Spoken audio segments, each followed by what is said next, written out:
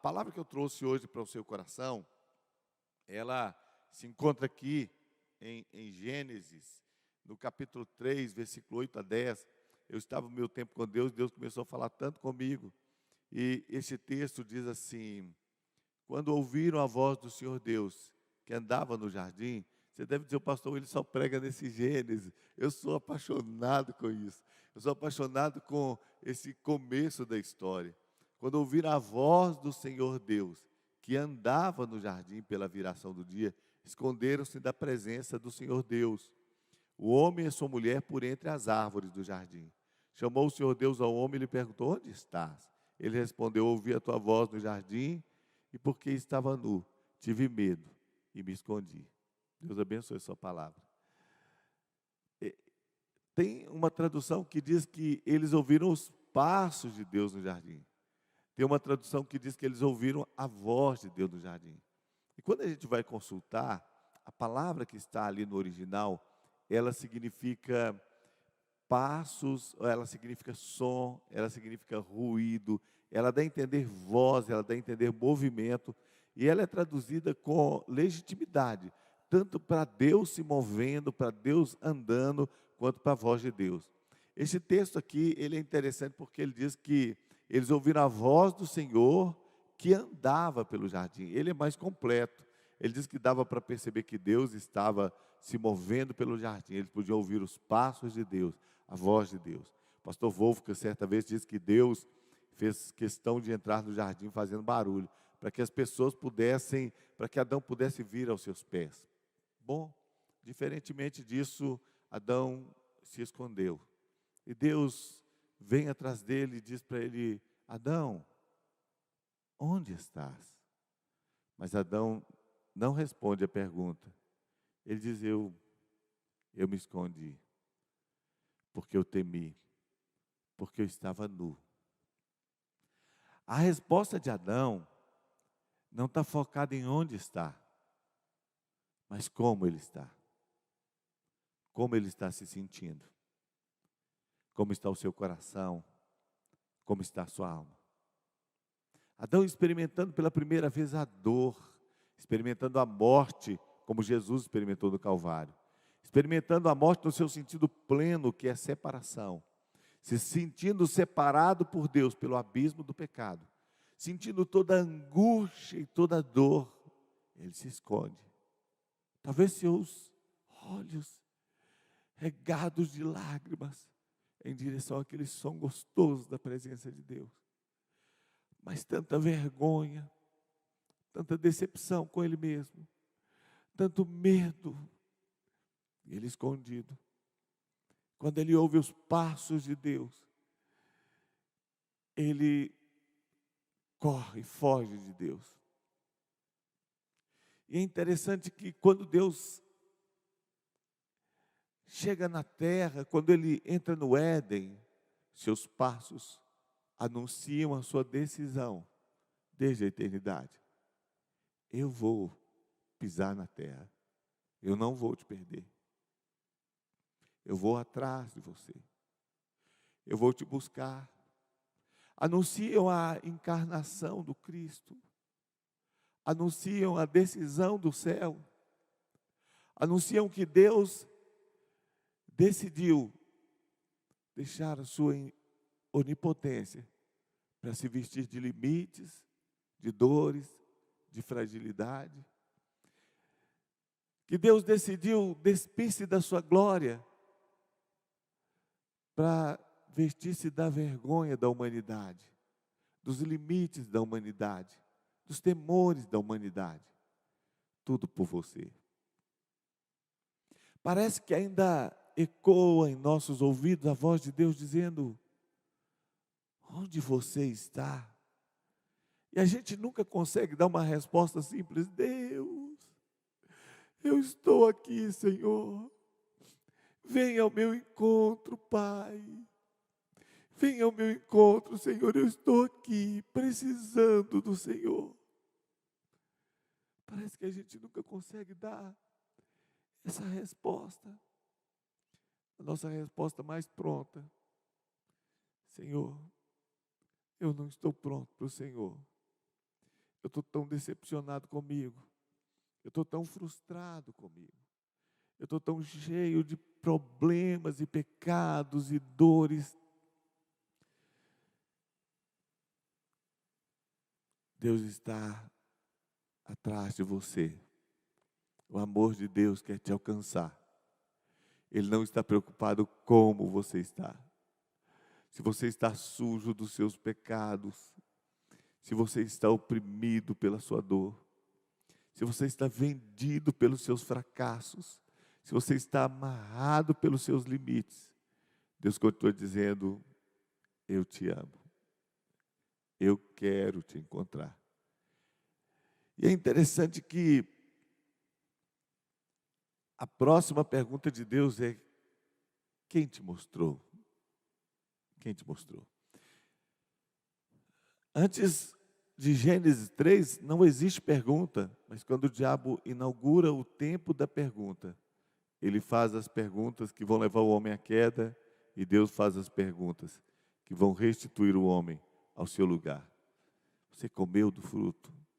Até ali Adão não indica nenhum arrependimento, não diz eu errei, ele apenas está escondido. Agora Deus fala com ele: tome o caminho, e Deus já sabia o que tinha acontecido, mas ele quer que ele tome o caminho. Agora, quando Deus anuncia o Cristo, ele anuncia a sua provisão, ele anuncia o seu amor, e ele então começa a fazer barulho outra vez da história da humanidade. Ele começa a se movimentar outra vez da história da humanidade. E ele começa a trazer a revelação do seu sonho de continuar caminhando atrás do homem. E ele esconde nas páginas da palavra o seu Cristo. Ele esconde nas páginas da palavra o Deus que decidiu pisar na terra. A encarnação. E quando você lê a Bíblia, você vai descobrindo que o Cristo está escondido por toda a Bíblia, assim como o amor de Deus escondido nele, ou melhor, o Cristo está revelado por toda a Escritura. O Cristo está exposto por toda a palavra, como o amor de Deus também está exposto. É preciso ter olhos. A Bíblia diz que Deus então, depois de ser o Deus de toda a humanidade, ele resolve se tornar um Deus histórico, um Deus na história do homem. E ele entra na história de Abraão, Isaac e Jacó, e ele vai revelando o Cristo em cada detalhe. Abraão diz: Deus, Jeová Jirê, Deus provedor, no monte do Senhor, o Senhor proverá para si o cordeiro. Jesus disse: Abraão viu o meu dia e se alegrou, o Cristo escondido nas Escrituras. E é interessante que no caso de Isaac, que também naquele dia, claro, conheceu o Cristo, mas ele não teve o discernimento suficiente, e ele não conseguia enxergar a verdade, ele não viu as profecias, a promessa, ele se aliançou com as suas preferências, e a única forma para ele enxergar a realidade espiritual foi que ele se tornou cego. Ele precisou ser tirado os olhos dele do natural, para que o espiritual pudesse ser estabelecido.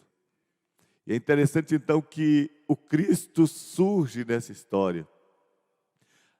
Isaac tinha o projeto de abençoar o seu filho, então ele diz para Esaú: vai, faz para mim aquela caça gostosa, vai no campo, busca do jeito que eu gosto, resultado das suas aventuras, traz para minha memória quem você é, eu quero te abençoar, meu filho. E Esaú saiu para caçar, e Jacó foi para o curral, no lugar onde se encontra o sacrifício, onde estão os cordeiros inocentes. Ele foi buscar 2 cabras. E a palavra do Senhor diz que a sua mãe matou, fez um alimento saboroso, e ele se apresenta. E ele se apresenta ao seu pai, e o seu pai diz: quem é você? Eu sou Esaú. Então o seu pai começa a buscar se ele é aquele que deveria receber a bênção. E quando ele apalpa suas mãos, as mãos de Jacó estão vestidas do sacrifício. A primeira veste que Deus providenciou lá no Éden foi de peles de animal. E agora, quando Jacó quer ser abençoado, ele se veste com as peles das cabras, com a pele do sacrifício. Ele está vestido do Cristo. E ele então fala: olha, as mãos são de Esaú. Ele nunca observou que as mãos de Esaú eram mãos que não serviam ao Senhor, que as suas obras não eram agradáveis. Mas ele olhou: essas mãos são mãos para serem abençoadas. Ele diz: mas a voz é de Jacó. Não dá para esconder a voz de pastor. A voz do pastor é inconfundível. A voz do pastor faz a ovelha ter destino. Jacó podia disfarçar tudo, mas a voz permanecia sendo voz do pastor. Então ele disse: chega perto de mim, meu filho, para que eu te beije. E ele cheira as roupas. E ele cheirou em Jacó. Achou que estava cheirando as suas preferências, mas ele cheirou o primogênito. Lá está o Cristo, sendo anunciado: o Cristo vem. Para além das nossas preferências, para além dos nossos desejos, ele cheirou o Cristo em Jacó. E a palavra do Senhor diz que então ele abençoou Jacó. Sabe, queridos, Jesus pisou na terra, depois de se anunciar por todas as Escrituras, para cumprir as realidades, para buscar a noiva, Ele experimentou a cirurgia, ele foi traspassado pela lança. Ele entrou no sono de 3 dias. E quando ele acordou, a noiva tinha sido gerada. Jesus pisou na terra para dizer outra vez: eu vim aonde você está para te alcançar. Eu vim para te amar. E quando a noiva de Isaac foi procurada, eles disseram, Eliezer disse: Senhor, me mostra uma moça perfeita, me mostra uma moça que eu possa levar, me mostra uma noiva, Senhor, que agrade o meu Senhor. Eu vou pedir a uma dessas moças que me dê a água. Ela não apenas vai dizer: eu vou te dar água, mas ela vai além, Senhor. Ela vai oferecer água para os camelos, ela vai encher aqui esse bebedouro, ela vai trabalhar, ela vai além do que foi pedido. Irmãos, quantos milagres de Deus estão na sua vida, e a sua resposta vai fazer toda a diferença. A Bíblia diz que veio Rebeca, e a palavra do Senhor diz que quando ele pediu: me dá um pouco de água, ela diz: abaixou o cântaro, bebe. E diz: eu vou dar também aos camelos. E foi rápido tirar água para os camelos. Jesus vem buscar uma noiva na terra e encontra uma noiva que ele diz: me dá um pouco de água. E ela diz: eu nem converso com você. Você é judeu e eu sou samaritana. Jesus veio buscar aquele que tinha sido discriminado, misturado, sem possibilidades. Os samaritanos eram detestados, mas a noiva do Senhor era assim. Uma noiva que teve tantos amores, que se perdeu tantas vezes. Uma noiva que estava, pela vergonha, escolhendo o pior horário para ir ao poço. Que estava sempre buscando água e sempre com sede. Jesus vem para dizer: eu tenho água viva para te oferecer. Quando Jesus chega na terra, ele pisa na terra e a Bíblia descreve assim, diz que o Verbo se fez carne, habitou entre nós e vimos a sua glória como a glória do unigênito Pai, cheio de graças e de verdade. Olha que interessante, ele veio trazer o Evangelho. O Evangelho da Bíblia, ele é sinônimo de sandálias. A Bíblia fala do Evangelho como sandálias, calçando com a preparação do Evangelho da paz. E é interessante que antes de Jesus veio Moisés. E Moisés aparece no monte, aquela sarça ardente, e Deus diz para ele: tira a sandália dos teus pés. Sabe por que Moisés precisou tirar a sandália dos pés? Porque Moisés trazia a lei. Ele não tinha as boas novas. Moisés seria um grande legislador, um grande libertador, mas ele nunca poderia dizer: eu sou a verdade, e conhecereis a verdade, e a verdade vos libertará. Jesus não veio apenas para trazer uma libertação temporal, ele veio para trazer uma libertação eterna, e ele veio para trazer uma libertação que acontece primeiro dentro. Os egípcios tinham escravizado e a tortura era externa, mas agora o Senhor Jesus veio para te livrar de toda a escravidão. Sabe, querido, Moisés vem antes e ele traz a lei, mas a Bíblia diz que Jesus veio e ele trouxe a graça e a verdade. A lei foi dada por Moisés, a graça, a verdade e a graça por nosso Senhor Jesus Cristo. Aleluia. E é interessante que quando Jesus chega aqui, a Bíblia fala que ele traz essas sandálias, calçados com o Evangelho da Paz, e ele traz o som do céu, o ruído dos passos de Deus, a busca do homem perdido, o som inconfundível do amor de Deus. Existe um Deus atrás de você, há um Deus à sua procura, há um Deus te buscando, há um Deus querendo te encontrar, há um Deus que não quer saber como você está. Você pode sair longe de Deus, envolvido na sua dor, na sua tristeza, na sua decepção com a igreja, na sua ideologia, nos seus pensamentos.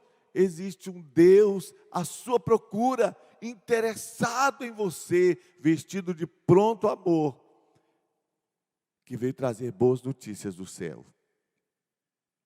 E a palavra do Senhor diz que, quando João Batista vem com o precursor, ele diz: olha, eu na verdade batizo com água, Mateus 3,11, para arrependimento, mas depois de mim vem alguém mais poderoso do que eu, tanto que eu não sou digno nem de levar as suas sandálias. Ele vos batizará com o Espírito Santo e com fogo. Ele carrega uma sandália que eu não consigo carregar. Ele trouxe do céu as pegadas de Deus. Ele traz o Evangelho da paz. Ele é o príncipe da paz. Ele veio trazer a boa notícia do céu. Eu vim, mas eu não sou digno de desatar as correias, eu não sou digno de carregar sandálias. Tem um Deus atrás de você. Tem um Deus querendo te abraçar com santo amor. Tem um Deus querendo te abraçar com eterno amor. Tem um Deus à sua procura. Não importa que a causa seja em você, que você tenha falhado, que você tenha pisado da bola, que você tenha errado. Existe um Deus que é provisão e recurso. E Ele veio como Deus, mas também como Cordeiro, o Deus perfeito, o sacrifício perfeito. Ele veio com todas as possibilidades de sofrer e até de cair, porque senão a tentação não seria verdadeira. Mas Ele veio e venceu no meu e no seu lugar. Aonde eu e você talvez já pisamos uma bola, Ele não pisou na bola, para que eu e você tivéssemos direito, acesso à justiça de Deus. A palavra do Senhor diz em Efésios 6,15, e calçando os pés da preparação do Evangelho da paz. Sabe o que a Bíblia está dizendo? Está dizendo assim: vistam toda a armadura de Deus, coloquem toda a armadura, coloquem escudo, espada, tudo, mas nos pés, a paz. Na cabeça, salvação. No peito, justiça. Mas nos pés, a paz. Seus passos não anunciam guerra, anunciam paz. Vestidos para a guerra, capazes de vencer. Mas seus passos anunciam que o príncipe da paz já venceu o mal. A palavra do Senhor diz em Romanos 10,15, como pregarão se não forem enviados? Como está escrito, quão formosos os pés dos que anunciam o Evangelho da paz, dos que trazem alegres novas de boas coisas. Sabe, irmãos,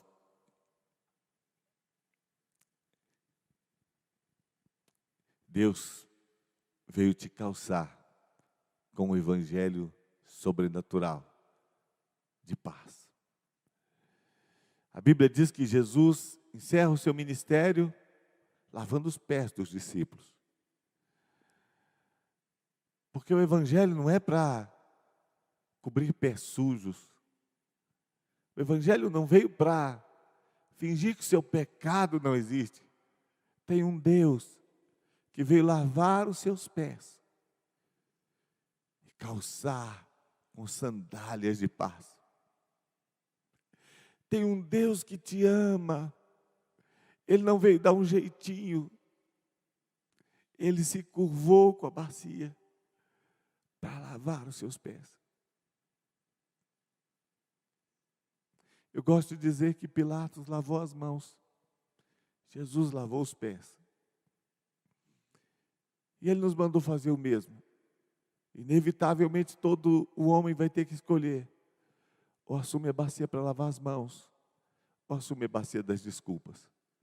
Para lavar os pés, ou assume a bacia das desculpas. Eu lavo as minhas mãos. Jesus disse, leve esse evangelho. Se em alguma cidade, casa ou cidade, as pessoas não quiserem recebê-lo, nem ouvi-lo, saia daquele lugar. Na saída, sacudam o pó das suas sandálias, como sinal de protesto contra aquela gente. Eu afirmo a vocês que isto é verdade. No dia do juízo haverá menos rigor para a cidade de Sodoma e de Gomorra do que para aquela cidade. Sabe, queridos, existe uma realidade de um Deus que pisou na terra e que continua pisando através da sua igreja, do seu corpo. Se esse evangelho de paz bateu na sua porta, não feche a porta para ele. Se o evangelho da paz chegou na sua casa, não feche a porta para ele. Não feche a porta.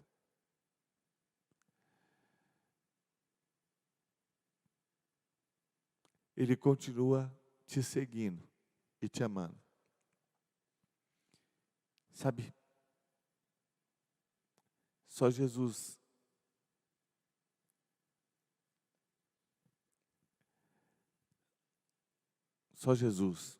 é a verdade que liberta. Quando ele veio na terra, Deus estava de costas para o homem. O homem havia pecado, ele estava separado. Então esse Cristo, vestido de verdadeiro amor, subiu na cruz para experimentar Deus de costas para ele. Senhor, Deus meu, por que me abandonaste? Por que me desamparaste? Deus escolheu dar as costas para o justo, para ficar de frente para mim e para você.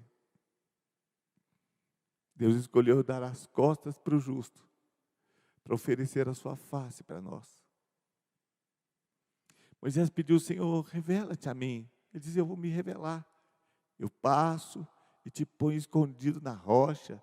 Eu vou te esconder no Cristo. Põe minha mão sobre você. Você vai me ver de costas. Eu desfilarei diante de você toda a minha bondade. Sabe por que Moisés conheceu toda a bondade de Deus de costas? Viu toda a bondade de Deus nas suas costas?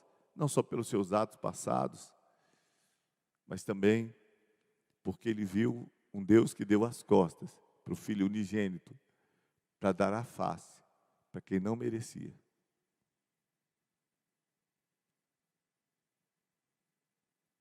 Ele viu as costas de Deus, como Jesus lá no Calvário também viu as costas de Deus.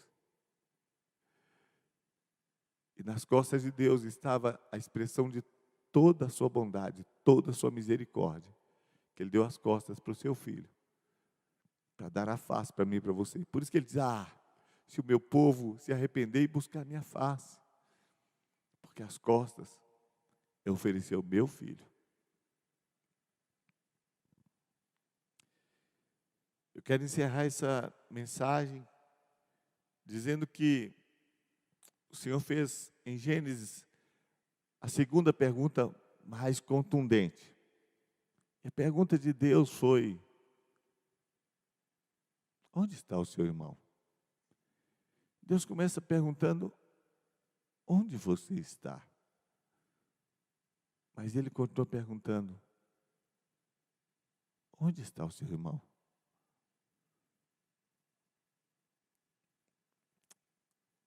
Sabe, queridos, pastor Eibe disse certa vez que a gente nunca consegue responder a segunda pergunta sem responder com propriedade a primeira. Não responda para Deus como você está. Não responda as suas impossibilidades, seus limites. Não responda o quanto você é inapropriado para estar com Deus. Não responda o quanto você tem que melhorar para estar com Deus. Responda simplesmente: estou aqui, Senhor. Eu vivi uma tempestade da minha vida, a pior que eu já vivi. E não foi o diabo, foi eu. Não foi Deus, fui eu. Quando eu fiquei no olho do furacão, no epicentro do furacão, eu disse para Deus: Deus, eu cheguei aqui pelas minhas próprias pernas, mas eu só saio desse lugar nos braços do Senhor. Eu estou aqui, Senhor, perdido, desamparado, desesperançado. Enfiei minha família num lugar sem saída. Tomei um checkmate da vida, Senhor. Se o Senhor não me tirar, eu não saio. Deus teve misericórdia e me tirou desse lugar. Vai te encontrar também. Vai te tirar dessa dor, desse diagnóstico miserável, das impossibilidades, das circunstâncias terríveis. Ele vai te tirar. Mas quando Ele te tirar, Ele vai te perguntar: onde está o seu irmão? Sabe, queridos, quando o filho pródigo chega na casa, o pai diz: põe anel no dedo dele, sandália nos pés. O evangelho te faz filho. Os sacerdotes seguiam Moisés e ministravam descalços. Segundo os historiadores, os sacerdotes ministravam de costas, descalço. O rei Jesus veio de sandálias. Os escravos andavam descalços, mas o filho chegou em casa e o pai disse: põe uma sandália nos pés dele, ele é filho. O evangelho te faz filho. O remidor, ele trocava a sandália com quem não queria pagar o preço para remir. Jesus veio para ser o remidor. Ele veio com disposição para ser o remidor. Ele nunca será conhecido como descalçado. Quando o remidor não queria, o que tinha o direito de remir não queria, ele dava a sandália e ele recebia cuspe no rosto. Jesus recebeu cuspe no rosto, mas não foi porque ele não queria remir. Foi por mim e por você. E por fim, quando você responde a essa pergunta: onde está o seu irmão? Você decide: eu quero fazer o que Jesus fez, levar o evangelho da paz. Eu quero fazer discípulos. O evangelho te faz responsável. O evangelho é o preço da sua redenção, te faz remidor. O evangelho te faz filho, o evangelho te faz responsável. O evangelho é a seu respeito até chegar em você. Depois disso, tem a ver com respeito ao outro.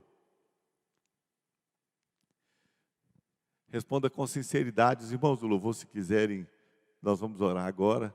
Responda com sinceridade: aonde está? Aonde está você?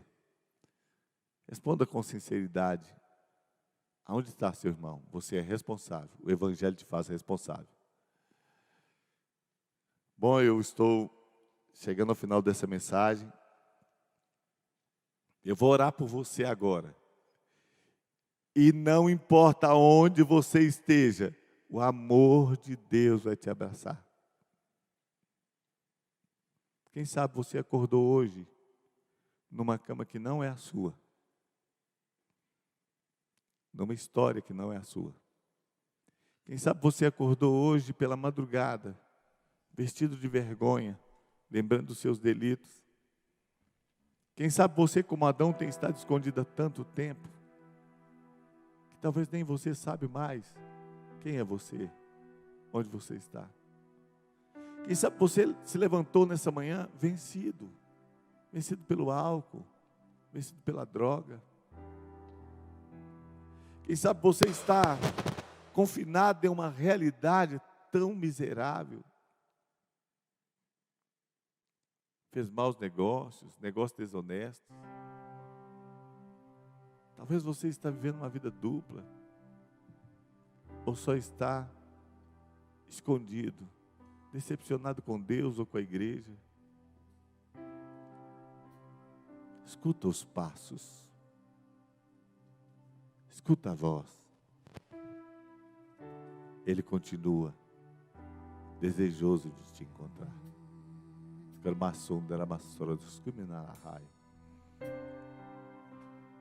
Deus, Deus Santo, Deus poderoso, Deus gracioso, nós nos apresentamos diante do Senhor, pedimos a Tua graça, Pai.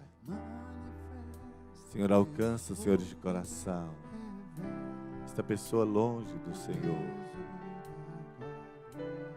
Não resista ao Evangelho, não resista a este amor de Deus, não resista a este chamado. O Senhor está falando no meu coração, tem uma pessoa ouvindo essa mensagem, filho de crente, você tem estado tão longe, vocês têm estado tão longe, o Evangelho bateu tanto na sua porta que você se acostumou com ele, e hoje você está tão perdido em você mesmo, que você não parece ter mais esperança. Você acredita no Evangelho, mas não acredita mais em você. Você está dizendo, Deus, para mim parece que não tem mais possibilidade. O Senhor está falando no meu coração, que Ele quer te alcançar hoje. Como o pastor Sérgio Tomé disse, filho de um pastor, o jeito que ele chegou nessa casa, Deus está dizendo para mim que Ele quer alcançar você. Sim, Ele está falando. Ele está falando, o Senhor está falando comigo. Você está chorando nessa hora, porque você quer viver o Evangelho. Sua alma está chorando. Você quer viver o Evangelho, você não tem conseguido. O Senhor vai te alcançar. O Senhor está perto de você. Ele traz as vestes que você precisa. Ele traz a justiça que você precisa. Ele é Deus suficiente. Abra o seu coração e deixa o Senhor entrar. Deixa o Senhor entrar.